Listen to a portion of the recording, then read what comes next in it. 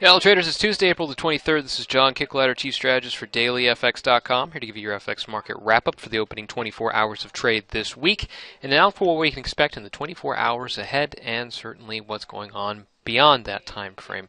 This opening 24 hours was an important one. We were seeing how the follow-through volatility from last week, how easy that transmission was. If the big fundamental themes of last week would carry over, like the heavy movement of gold, whether the issues with Japan and whether it would continue its easing effort and thereby drive the yen crosses higher, and of course whether risk appetite trends can actually tip into a meaningful correction that has sustained momentum. Well, we tested all three of those and many more themes, and we've left off the situation without a decisive change in trend and commitment. Here we can see with the dollar yen, which is a reflection of the Japanese yen issues, as well as risk appetite issues, and some lingering fundamental individual concerns, especially with the G20 and IMF meetings that we had this past weekend, in which they were talking explicitly about the outcomes and the negative side effects of stimulus, as well as avoiding manipulative currency valuation and trying to avoid that at all costs. But all three of these issues bring us to the dollar yen, and you can see that the dollar yen did put in for a correction on the day, although it was a very modest one. I think that very interesting from the dollar yen is that we are magnetized towards that 100 level. That is perhaps a move that cannot be ignored, a catalyst that could potentially not be ignored. Now, we don't usually think as technical levels as a fundamental catalyst, but when we know that there is a significant appeal, a magnetism towards big groups of orders, we often see that there is a break simply to shake up the entry orders and the stop orders that are naturally inherent in these markets. A good example of this is gold. Now, we know with gold that it took years to drive this move down here from just below $700 per ounce all the way up to its record high just above $1,900 per ounce. All right, and this multi-year holding period, we saw a lot of capital gains, we saw a lot of paper gains, those gains that weren't actually booked and taken off for profit. And with that pullback that we had when everything peaked back in mid to third quarter of 2011, we had this pullback and we entered a 18-month period of congestion. All right, that congestion certainly had a lot of people taking their money off and new money actually entering the position, yet there was the contingent of traders or investors that had held on to gold for years, and we're happy to stick with it as long as there was still that upside potential. But after 18 months of congestion, knowing that there was a floor down here around 115.25 down to 1,500 potentially, they started to place a nest of orders to take profit, should, or even to just take stop if there was a break to the downside below this level.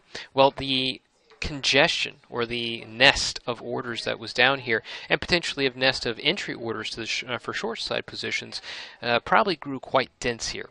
So when we had that remarkable drop the Friday before last and then followed through on Monday, that was largely a reaction of market mechanics, knowing that there was a significant round of orders, and once you were able to trip that large collection of orders, you had a strong follow through. Now remember, it took years for this to come up. Furthermore, when you have gold, you do not have a interest income. All right, there is no dividend, there is no yield on gold. It simply is a buy and sell asset, capital gains, capital losses. So encouraging those stops to be placed here, you had a very committed market towards unwinding when it did hit that level. Now, dollar yen is a little bit different, as are most of the yen crosses, but there is very, very little carry to actually be found in dollar yen, much less the rest of the yen crosses. All right, so you have zero yield to be found, even though it's a little bit above zero.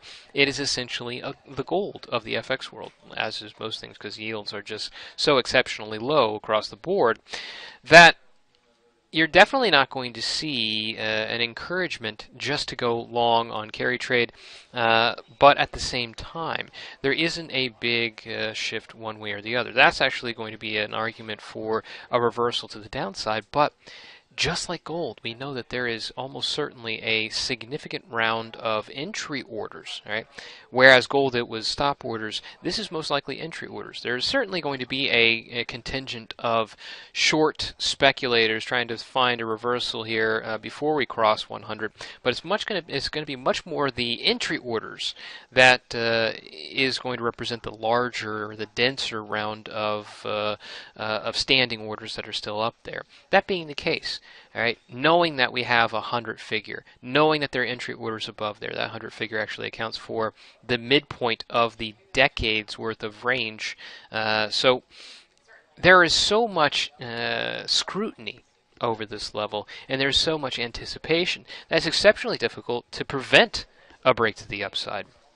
The ideal scenario for dollar yen to actually have its drive, I know that a lot of people are waiting until the end of the week when we have the combination of very remarkable event risk, including the Bank of Japan rate decision, all right, and the U.S. GDP figure. Of course, those are notable catalysts, but I think that you're probably going to get a break well before that event. Why? Because we are actually talking about a major attraction, a major draw to spark those orders, to trigger those orders, and it's easy enough to get these and get that push without a particular catalyst. Now, most of the time we consider a 100 level like this, which is a combination of fibs, a previous swing high, as well as a just renowned level, that it is difficult to actually forge a break. Well, at this level, the popularity is actually a spark in and of itself. So all you need to retain is stable or positive risk-based trends, and something like the dollar yen, which we have described numerous times before, why the dollar yen would actually rise on risk appetite and why it would actually fall on risk aversion, why the dollar yen would actually advance, knowing that there is that event risk on Friday.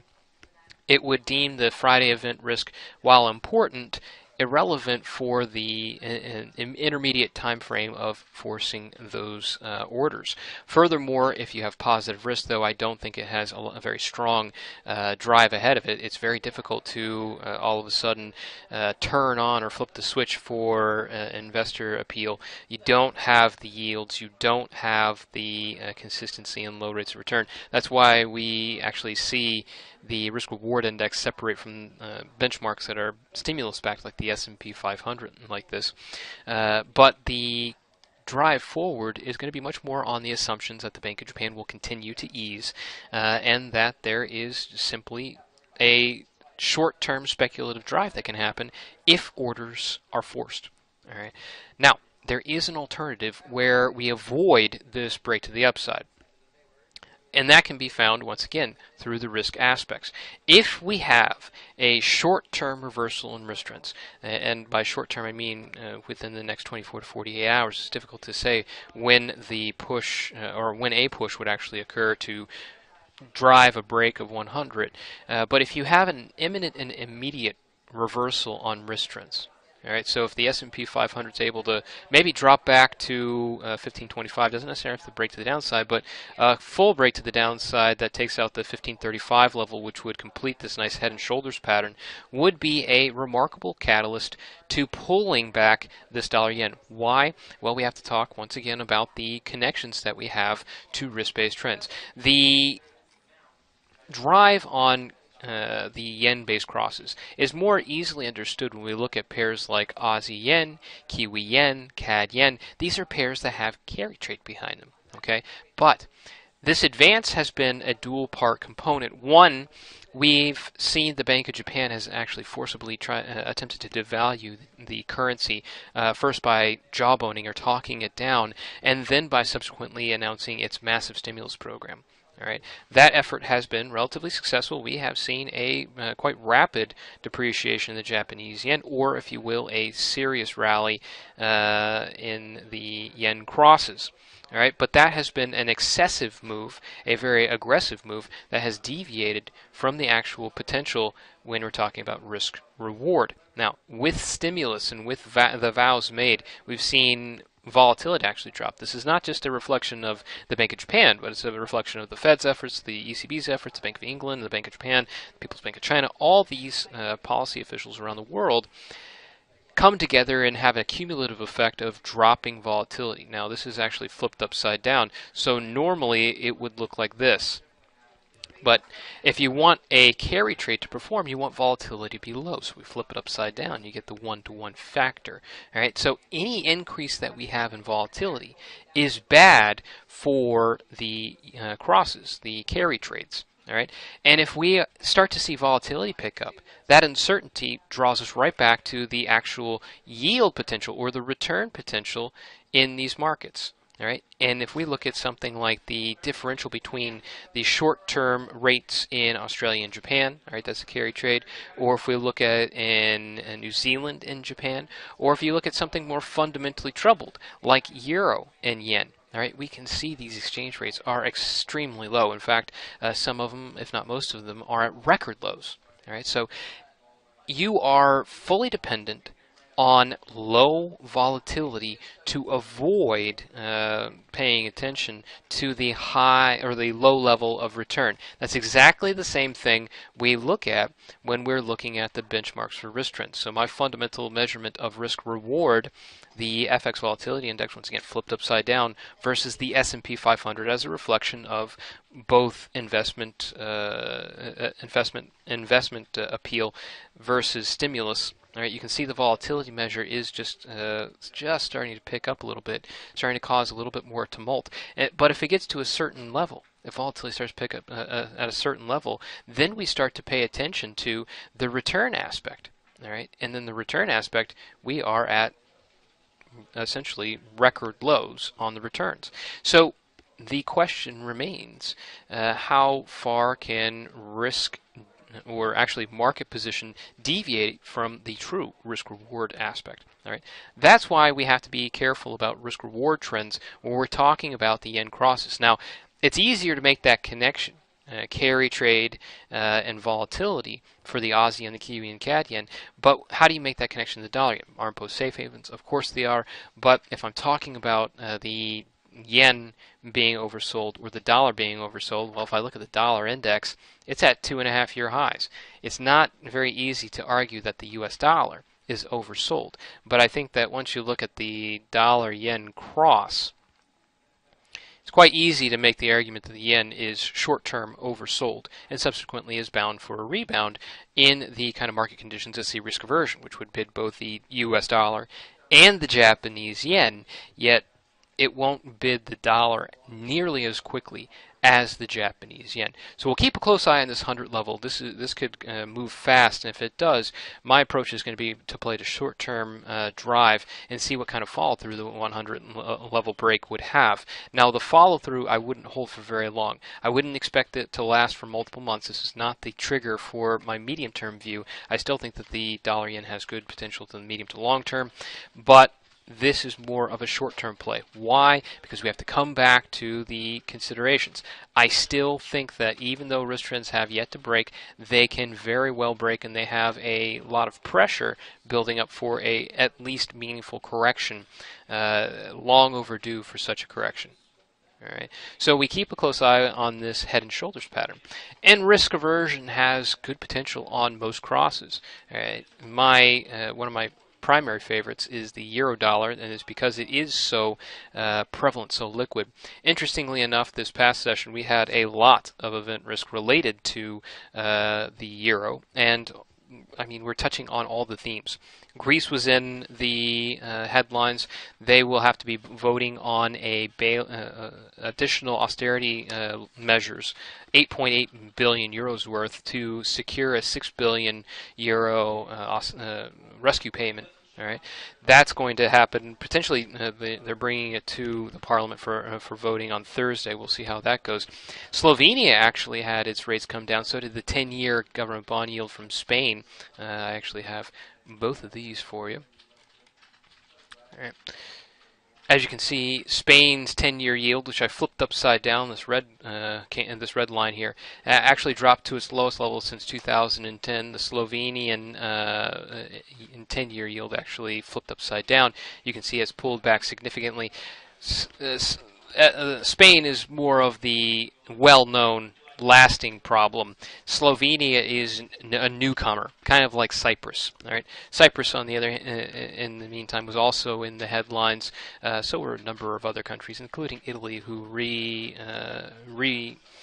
assigned the President Napolitano back to his second term of presidential term, unprecedented in Italian politics.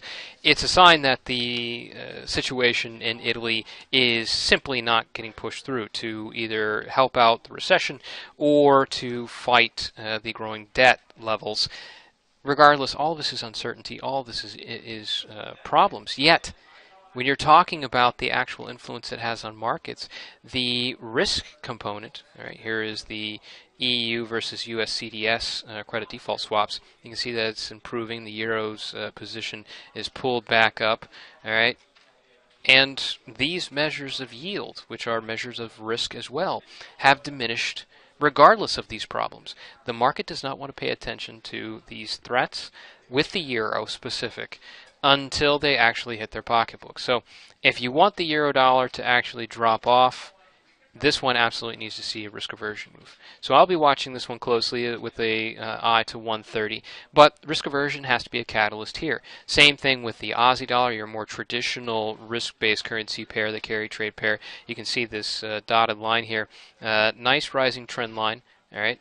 1, 2, 3 tests. This is the fourth. This is actual trend line that we're working with. Trend line up to 102.25 and then subsequently 101.50.